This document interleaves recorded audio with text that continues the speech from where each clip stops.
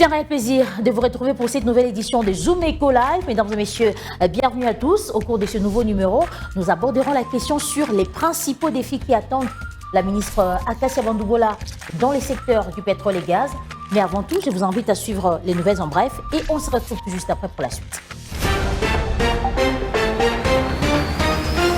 Avec 17 femmes de la première ministre dans une équipe de 54 membres, le nouveau gouvernement Souminois II illustre une volonté affichée de maintenir le principe de la masculinité positive. Ces concepts promus au plus haut niveau de l'État visent à impliquer hommes et femmes dans un exercice partagé du pouvoir en reconnaissant le rôle de femmes comme actrices centrales de la gouvernance et du développement.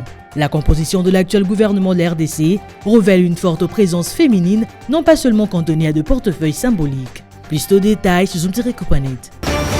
En 2024, le biens et services en République centrafricaine ont représenté 32% du produit intérieur brut, un niveau légèrement supérieur à la moyenne de l'Afrique subsaharienne, estimé à 30%. C'est ce qu'a révélé le cabinet d'études de marché Target dans son récent rapport publié le mercredi 6 août 2025. Selon la source, ces positionnements placent la RCA dans la moyenne régionale avec une ouverture commerciale modérée par rapport à ses voisins. La comparaison avec d'autres pays met en lumière cette situation. La République démocratique du Congo affiche une dépendance bien plus marquée avec 51% de son PIB consacré aux importations, tandis que le pays comme le Gabon 29% ou l'Ouganda 25% présentent de ratios plus faibles souvent liés à une meilleure capacité de production locale. La société américaine Symbion Power LLC, basée à New York, a annoncé son intention d'investir 700 millions de dollars américains pour convertir le gaz méthane du lac Kivu en électricité côté congolais. L'annonce a été faite par le directeur général de la société, Paul Inks, à l'agence Bloomberg. Ces projets s'inscrivent dans le cadre d'un accord d'intégration économique récemment signé entre la RDC et le Rwanda et soutenu par les États-Unis d'Amérique. Plus de détails sur Zoom-Net. Le nouveau gouvernement de la RDC récemment dévoilé traduit une volonté claire de recentrage stratégique, mêlant nouvelle entrée et permutation d'anciens ministres vers de portefeuilles de enjeux différents, constate un think tank politique calqué sur les enjeux politiques africaines. Ces réagencements visent, selon plusieurs analystes, à optimiser l'efficacité de l'action publique dans un contexte de fortes attentes socio-économiques. Parmi les nouveaux visages, il y a lieu de noter l'arrivée de Floribert Mavitikou au ministère de l'intégration régionale, symbole d'ouverture vers la société civile. Plus de détails sur Zoom-Net. Facteur explicatif de la conjoncture intérieure en juillet 2025. Pour en parler, Judith Ounamaka sera avec nous sur ces plateaux pour le compte de sa rubrique Les chiffres clés. Elle fera son entrée juste après ceci.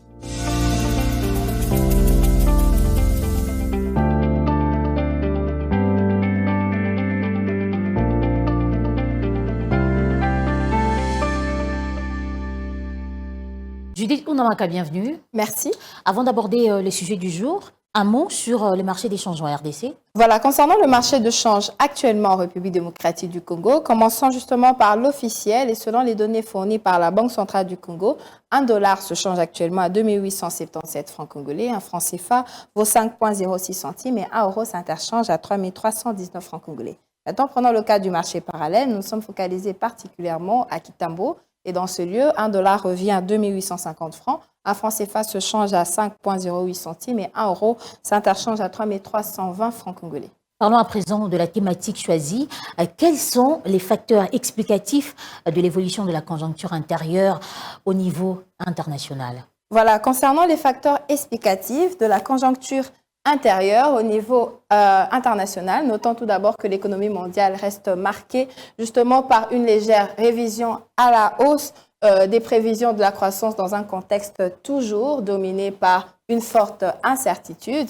Et on voit les nouvelles révisions du Fonds monétaire international de juillet 2025 qui montrent justement que la croissance économique mondiale est désormais attendue à hauteur de 3,0% en 2025 et 3,1% en 2026, soit les prévisions respectives de 0,2% et 0,1 point de pourcentage par rapport justement aux projections d'avril. Judith, que dire de l'évolution des cours mondiaux des principaux produits des bases importés et exportés par la République démocratique du Congo? Voilà, concernant les produits comme le pétrole, le baril s'est établi à hauteur de 72,4 $ américains au 30 juillet 2025, en hausse justement hebdomadaire de 4,1% par rapport à fin décembre 2024, où ce prix a régressé de 2,7%. Le cuivre, le cours s'est situé à hauteur de 9 658,0 dollars américains la tonne, en baisse de 1,9% sur une semaine comparée justement à fin décembre 2024,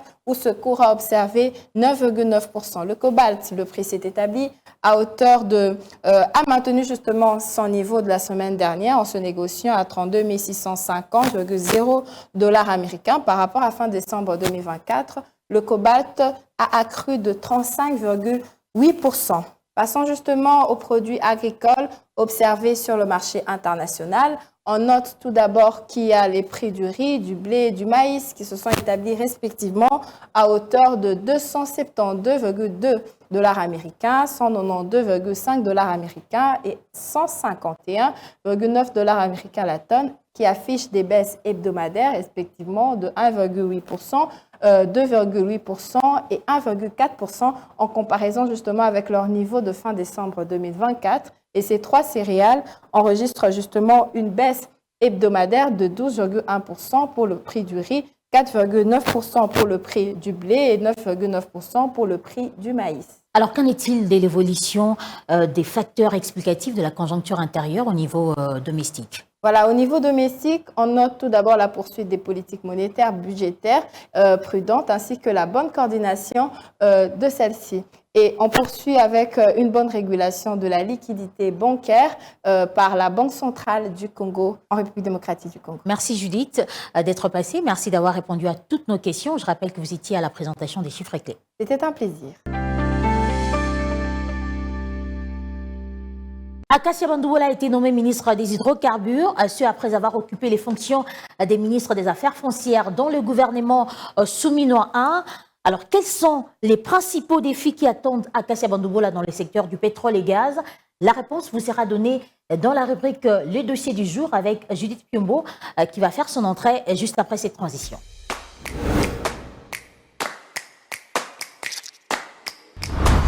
Judith Piombo, bienvenue. Merci. La nouvelle ministre des Hydrocarbures vient fraîchement d'occuper les fonctions des ministres des Affaires foncières dans le gouvernement Souminois 1. Alors, pensez-vous qu'elle pourra relever les défis dans les secteurs du pétrole et gaz? Alors, vous devez savoir, tel que vous l'avez dit, cette ministre Akassia Bandoubola, qui succède à Molène de Sakombi au gouvernement Souminois 2, avait déjà occupé des fonctions assez stratégiques au sein du gouvernement bien avant, notamment, à part le fait qu'elle soit ministre des Affaires foncières au gouvernement Souminois 1, elle a aussi également été, je crois vers les années 2020, au gouvernement Ilunga Kamba, elle était ministre de l'économie nationale et pourquoi pas observer donc sa gérance des hydrocarbures ici au sein du gouvernement Souminois 2 et on va voir si ça va le faire. Mais un objectif ou encore un défi majeur qu'elle devra relever, ce sera celui de diversifier l'économie mais aussi travailler pour le développement durable, faire du secteur des hydrocarbures un secteur ou un levier de développement durable ici en République démocratique du Congo.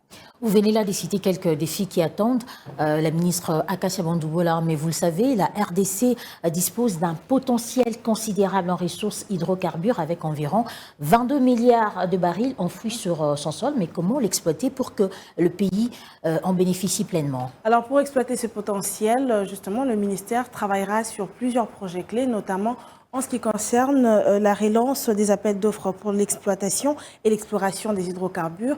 Deuxièmement, la relance du dossier ZIC avec l'Angola pour ainsi renforcer la coopération dans le secteur et bénéficier du pétrole de la zone d'intérêt. Puis la lutte contre la bande dans la commercialisation des produits pétroliers pour assurer une distribution équitable et transparente. Il y a aussi un autre point concernant la finalisation de la loi portant régime général des hydrocarbures pour mieux encadrer le secteur.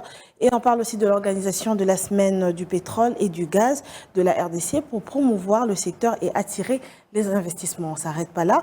Il y a aussi l'attraction des investissements nationaux et étrangers pour stimuler l'économie et la diversification de l'économie pour réduire la dépendance aux hydrocarbures. Je l'ai dit tantôt. Un autre point concernera aussi la gestion durable des ressources pour préserver l'environnement et les populations, notamment avec la fermeture des stations-service en construction anarchique, puis la mise en place d'un dialogue constructif avec le secteur privé pour favoriser la collaboration et la croissance du secteur. Ils devront aussi penser au dégazage du lac Kivu pour éviter les catastrophes explosives et insister justement sur cette fermeture des stations, telles que je l'ai dit, qui ne répondent pas à la réglementation ici à Kinshasa, afin de prévenir les incendies, mais aussi les dangers qui sont liés à leur mauvais stockage dans tous les coins de la capitale Kinshasa. Avant de se quitter, dites-nous comment la ministre doit-elle s'y prendre pour réussir cette mission? Pour réussir dans cette mission, vous devrez savoir, Juvette, que la ministre Akassia Bandoubola, en charge des hydrocarbures, devra donc de ce fait mettre en place des politiques de réglementation efficaces pour encadrer le secteur, puis promouvoir la transparence et la responsabilité dans la gestion des ressources des hydrocarbures, mais aussi penser à favoriser la fabrication, la diversification de l'économie pour réduire la dépendance aux hydrocarbures et pour finir, renforcer ainsi les capacités du personnel pour améliorer les compétences, mais aussi l'efficacité. Merci Judith d'être passée et merci d'avoir répondu à toutes nos questions. Merci de m'avoir reçu. Que dire et que comprendre de la Direction générale des Trésors et de la comptabilité publique? Quelles sont les grandes réformes initiées à la tête de ces structures? Que dire de la formation des comptables?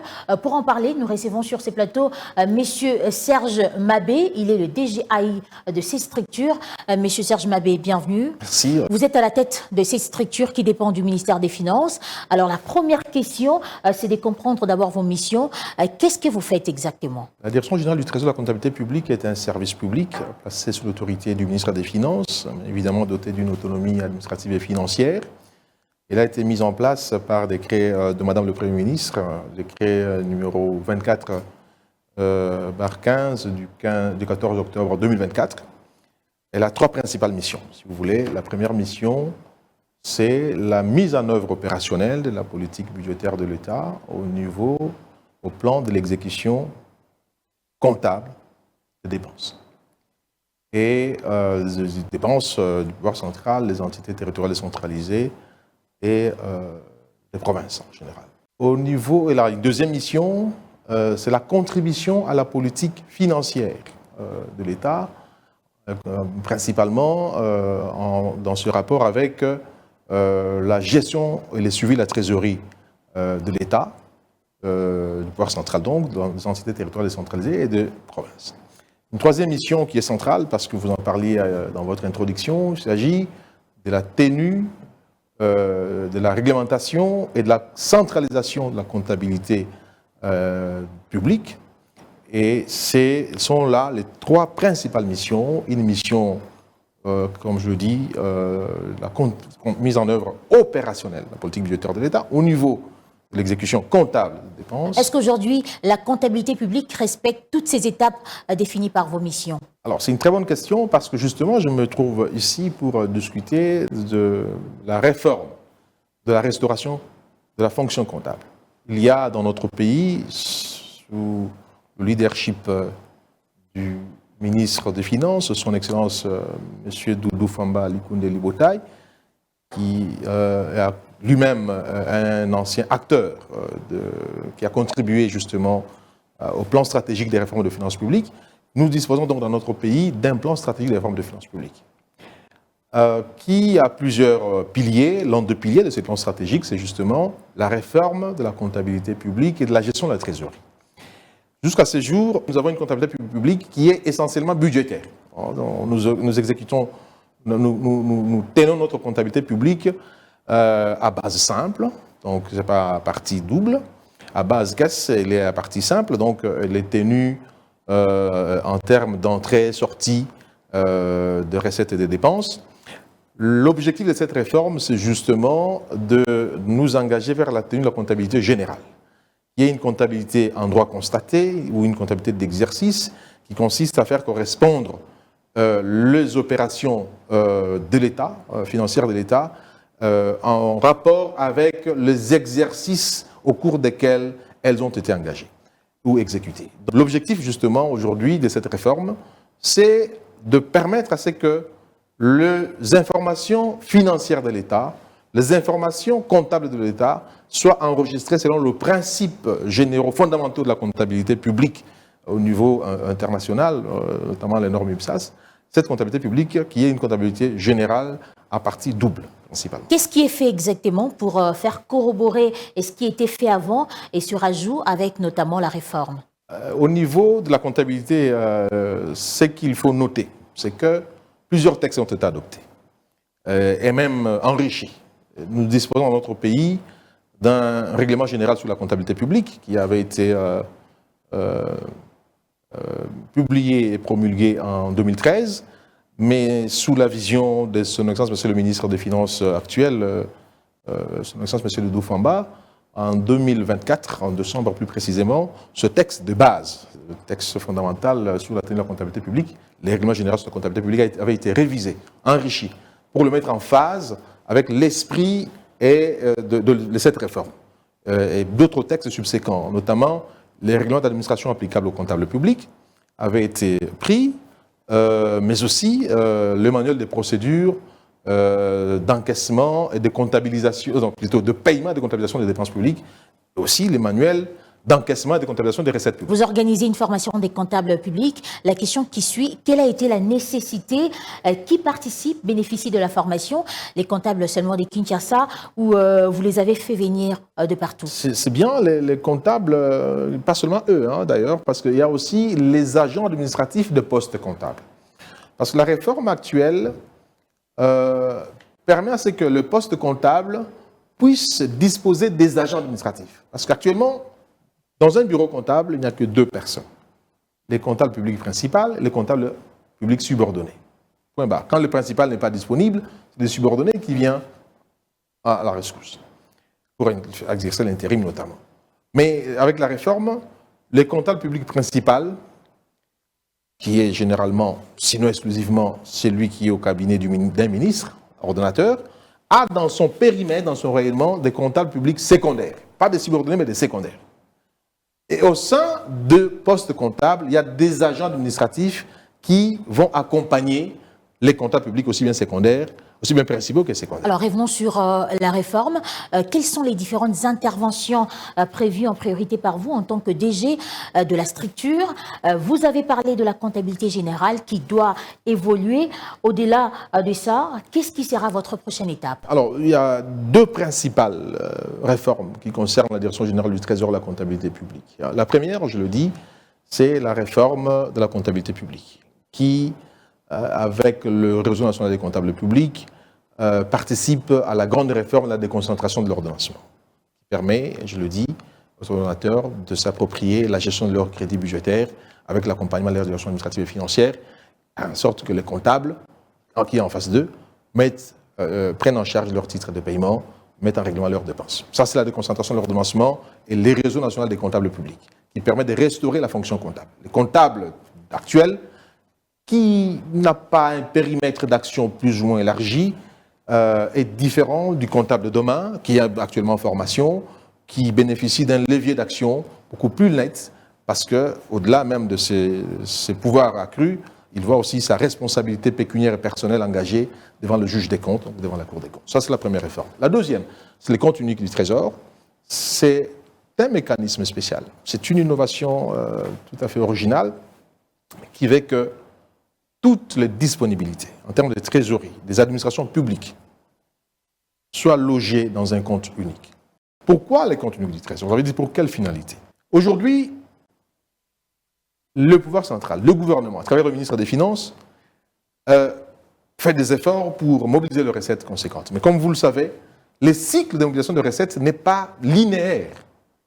Il y a des échéances, il y a des phases particulières d'entrée des recettes qui ne correspondent pas avec les phases de mobilisation moyenne ou faible de recettes. C'est tout à fait normal parce que les entrées fiscales, les entrées de recettes de l'État correspondent à des échéances qui sont données par l'administration financière aux contribuables. Maintenant, pour lisser la trésorerie, il faut disposer d'une liquidité plus vaste. Qu'est-ce que l'État fait lorsque les entrées ne correspondent pas aux besoins exprimés? Il lève les fonds sur le marché des titres, notamment les titres à court terme. Aujourd'hui, ce sont les bons du Trésor. Or, les marchés à court terme dans notre pays sont à des taux qui sont très, très, très élevés par rapport à la capacité de remboursement de l'État. Et ces taux, comme vous le savez, dans notre pays, compte tenu de l'histoire de notre histoire économique, ces taux sont, ces prêts plutôt, ces fonds sont levés, indexés sur le dollar, devises étrangères, et débités d'office au niveau de la Banque centrale du Trésor, la Banque centrale du Congo. Alors que les administrations de l'État, les administrations centrales, les organismes de l'État, auxiliaires, notamment les comptes spéciaux, ont des comptes dans les banques commerciales. Et l'État qui lève le fonds sur le marché des titres à court terme, pour 3 semaines ou 60 jours, est obligé d'emprunter auprès de spécialistes des valeurs du Trésor. Dans notre pays, ce sont des banques, une catégorie de banques. Et donc, en toute logique, ce sont les fonds. Parmi les fonds que les banques prêtent à l'État, il y a sûrement le fonds des organismes auxiliaires de l'État, le fonds d'administration centrale qui sont dans le système bancaire. L'idéal, la finalité, c'est justement de réduire le coût des emprunts de l'État, notamment le coût des emprunts à court terme des bons du Trésor. Merci à vous, Monsieur Serge Mabé, pour toutes ces précisions. Merci beaucoup, monsieur. Suivez-moi tout le jour à travers Zoom Wende sur Zoom Eco Live. Abonnez-vous sur notre chaîne YouTube. Zoom Eco Live, la référence de l'actualité économique en RDC. À présent, nous allons faire un tour au marché Ziguida avec Naomi Kandé pour constater les différents prix des épices. Suivez.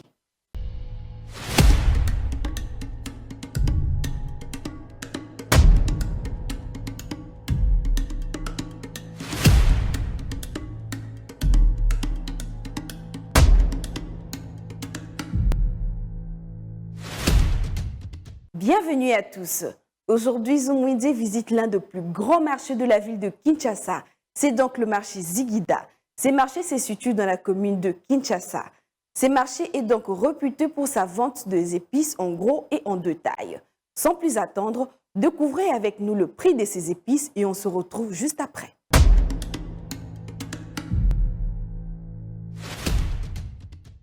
Débutons notre marché du jour avec le romarin qui se vend à 1000 francs par botte. Au marché Ziguida, vous avez la possibilité de vous procurer le romarin séché à 7000 francs congolais. Pour le fan de persil dans le repas, cela revient à partir de 500 francs pour la petite botte. Une petite botte de thym revient entre 6500 francs et 8000 francs congolais. Le marché Ziguida nous fait découvrir la muscade qui se vend à partir de 300 francs la pièce. Vous avez la possibilité de vous procurer 2 muscades à 500 francs. Le poivre noir et blanc en graines revient à partir de 300 francs, en boîte à 6500 francs. 3 tiges de cannelle se vend à 500 francs au marché Ziguida. Dans ces mêmes endroits, un petit sachet de paprika coûte 500 francs. La boîte à 7000 francs. 300 francs est le prix fixé d'un sachet de curcuma. Une boîte à 7000 francs. Un oignon commence à partir de 400 francs. Et enfin, la ciboulette se vend à partir de 200 francs congolais.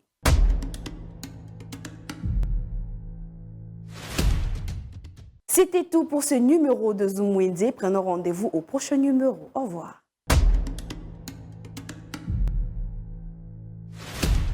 Les rendez-vous économiques, c'est dans l'agenda sur Zoom Eco Live.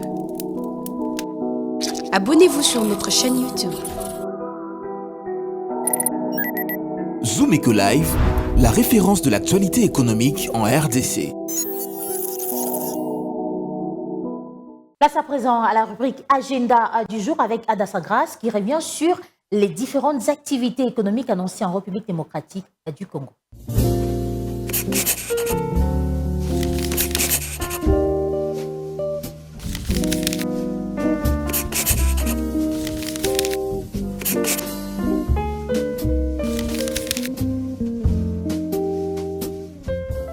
Bienvenue à l'agenda, voici les activités économiques. Black Power prépare une formation gratuite axée sur 5 jours pour relancer son entreprise. L'événement se tiendra à Kinshasa du 19 au 22 août 2025.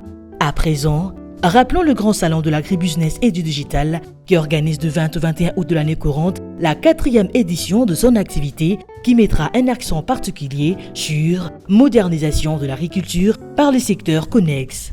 Et enfin, parlons du Premium Consulting qui à son tour prévoit une masterclass Level Up le samedi 30 août 2025 à Kinshasa, sous les thèmes animation événementielle, maître de cérémonie, animation télé et radio.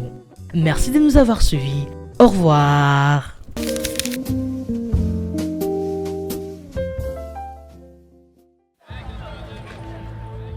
C'est art de se tirer d'affaire, de faire face à la crise, de bricoler, de trouver des solutions avec ce qu'on a sous la main. Un art dans lequel les Congolais ont développé un savoir-faire particulier. Article 15. Débrouillez-vous pour vivre. L'article 15 du jour nous relate l'histoire d'un maçon à Kinshasa qui a accepté de partager son expérience avec nous. Il est au micro de Junior Bolamba. Débrouillard jamais, jamais, jamais. Débrouillard jamais, jamais, jamais. Débrouillard jamais.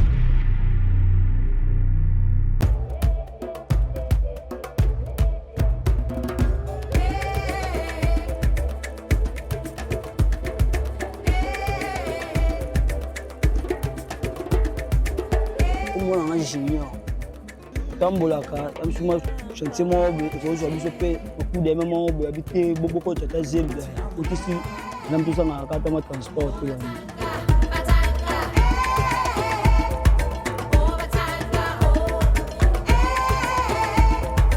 Pour ça, j'aime ça. Au chantier, on a besoin de local 5 niveaux. 5 niveaux dans tout ça dans le local 4 niveaux, tout ça dans le niveau sous.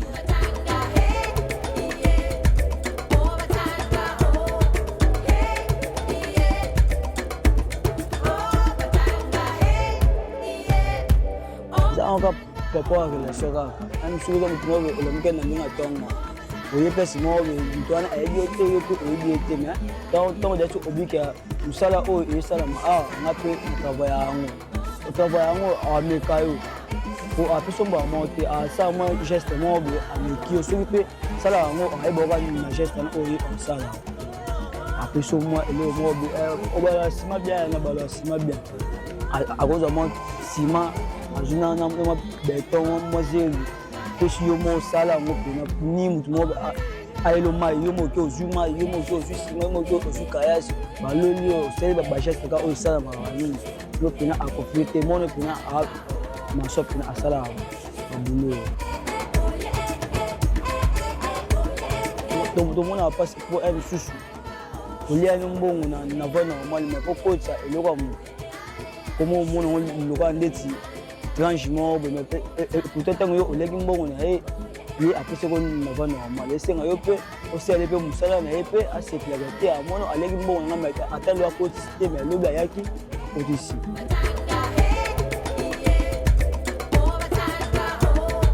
to ba passeport to de tombola sac à zéro sac à ciment sac à KS sac à béton mo bebele ça la pe passe dans d'autres mais ce que pays mon bakalima bakisi to bayana biso po na température ya nzoto po eza nzoto soki osa boulon papa na msu pendant un mois pambo ça la boulon moko nzoto pe da bongo essayer d'accord mais c'est ngata kisimo e batela biso eza pe na mera quartier bazala mo bakisa bokoko eza ngate mo bakisa mpongo nde to fuka ma be amo mkongo ekata na biso bani loka na senga na ba jeune o biso za pe to za ba mi bal msu musala oyo o sala la ponga pena sala ngo yala ngo tati na to na sui dikanisa bi ma 5 na zo ngata 18 ata 19 le ngana na makasite voya nkende fo sala ne musala mo ba mono ki atango o to ka pina bo suka film o jumbongo na yo o lia mbongo na yo la bite mbongo pena na le za mbongo mo be ya makila te pena wala ngate ngambe komela ngate to ba jeune comment au classe aussi 6 classes que personne n'a pas qui mourir mais comme faisait ba bengo te na parler papa zali maman zali mais yo comme faisait ngo ele ngo na singa raka ba cha fasika na musala o biso ka to sala ba bala na ka lukona biso so ba tengami ka tsongo yo bika moko na biso ngo so ka o seli kameza yo to pesi ba mi mabaninga eza biso pe esa biso pasifa ti biso to bonga na biso bité faut me saler en gros bon ata dimi ata 5000 francs ata on jambe mo amona ka temono ala mga tongo ayako luka mbongo na yi zonge ne pe boya kota na likama te na ndenga nzela.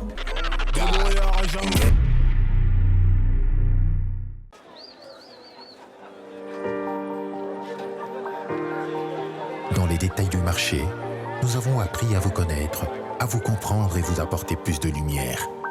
Désormais, avec vous, c'est parti pour un voyage de rêve vers une destination meilleure.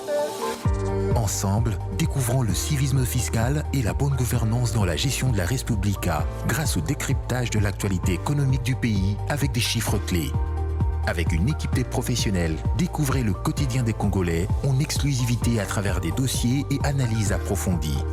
Zoomeco TV, la référence de l'actualité économique en RDC. Voilà, vous avez certainement compris que c'est la fin de ce nouveau numéro des Zoomeco Live. Mesdames et messieurs, merci à vous de l'avoir suivi. On se retrouve prochainement pour d'autres informations économiques.